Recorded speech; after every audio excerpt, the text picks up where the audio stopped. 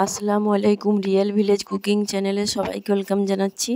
আজকে আমি বানাবো গমের আটা স্ন্যাক্স রেসিপি। খুবই ক্রিস্পি একটা স্ন্যাক্স রেসিপি।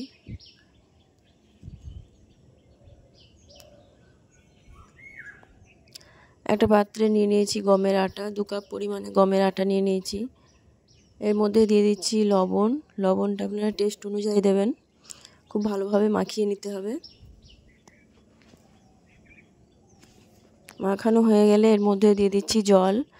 জল দিয়ে একটা সফট ডো তৈরি করে নিতে হবে।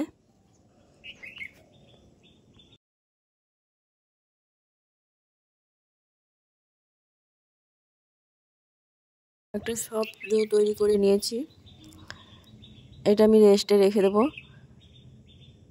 একটা পাত্র নিয়ে নিয়েছি, এর মধ্যে দিয়ে দিয়েছি আলু কুচি, গ্রেট করা আলু। আলুটা কাঁচা আলু দিয়েছি। এর মধ্যে দিয়ে দিচ্ছি গাজর কুচি। আপনারা যে কোনো ভেজিটেবলস দিতে পারেন। দিয়ে দিচ্ছি ধনে পাতা কুচি,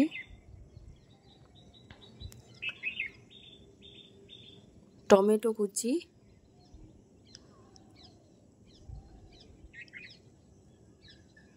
দিয়ে দিচ্ছি কারি পাতা কুচি,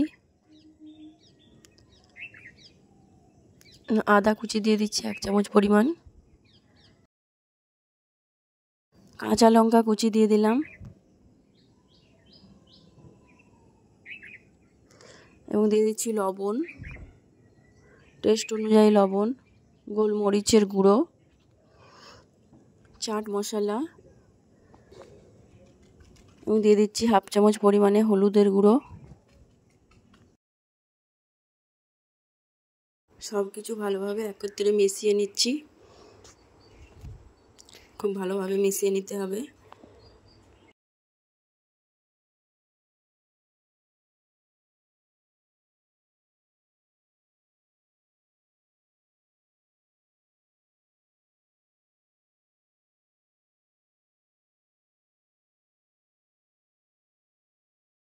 গমের আটার ডোটা নিয়ে নিয়েছি, এটা আমি বেলে নেব,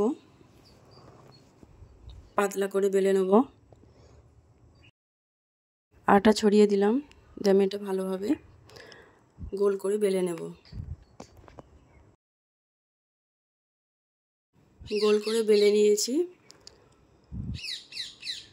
এরকম করে।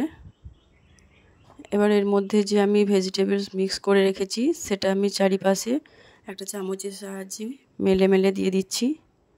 চারিপাশে দিতে হবে ভালোভাবে।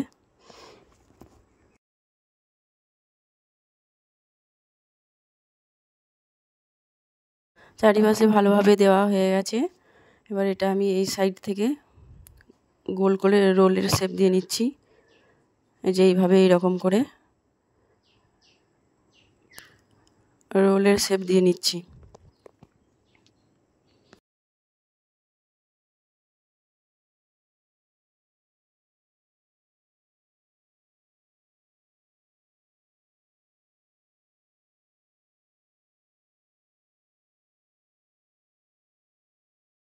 এইরকম করে আমি গুটিয়ে নিয়েছি। এক সাইডগুলো আমি হাতে করে মুড়ে দিচ্ছি। এটা আমি স্টিম দিয়ে নেব। গরম জল নিয়ে নিয়েছি একটা পাত্রের মধ্যে, তারপরে একটা জাল নিয়ে নিয়েছি, এর মধ্যে আমি এটা স্টিম দিয়ে নেব। ঢাকা দিয়ে দিচ্ছি।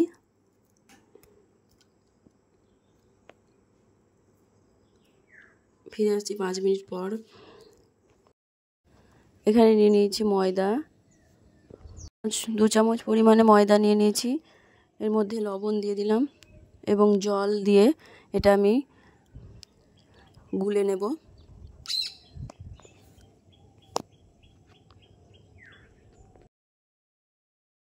পাতলা করে গুলে নিতে হবে। এই যে এরকম করে গুলে নিয়েছি, এইভাবে গুলে নিয়েছি। গমের আটার রোলটা যেটা আমি স্টিমে দিয়েছিলাম সেটা নিয়েছি। এবার এর মধ্যে আমি শেপ দিয়ে নেব একটা চাকুর সাহায্যে। এইভাবে শেপ দিয়ে নিচ্ছি এইরকম করে। এইভাবে হাতের সাহায্যে একটু করে দিতে হবে, মুড়ে দিতে হবে। আবারও শেপ দিয়ে নিচ্ছি। এইভাবে হাতের সাহায্যে শেপ দিয়ে নিতে হবে।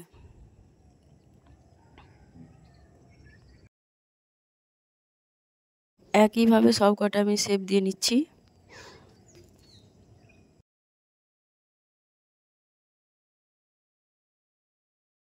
ময়দার যে পাতলা মিশ্রণটা বানিয়ে রেখেছিলাম তার মধ্যে আমি মাখিয়ে নিচ্ছি। মাখিয়ে গরম তেলের মধ্যে আমি ভেজে নেব। সব কটা একে একে করে দিয়ে দিচ্ছি ভেজিটেবিল অয়েল। অয়েলটা গরম হয়ে এলে এর মধ্যে আমি একে একে করে ভেজে নেব।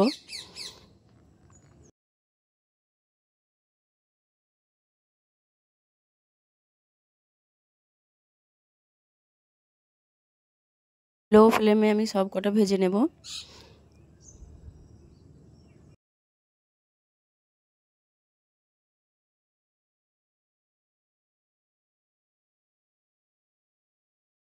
এক সাইডটা হয়ে গেলে অপর সাইডটা উল্টে দিচ্ছি।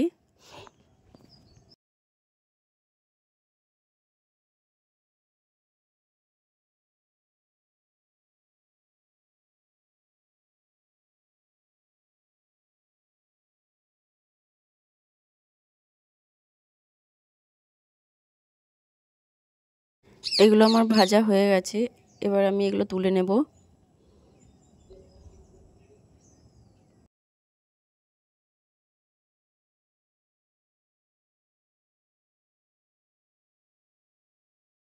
এভাবে তেল ঝরিয়ে তুলে নিচ্ছি।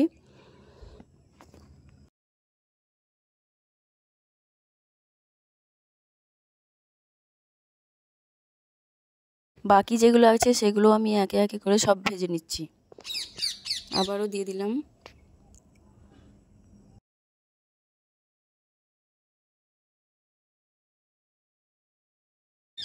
সব কটা ভালোভাবে ভাজা হয়ে গেছে, দেখুন খুবই ক্রিস্পি এবং মুচমুচে।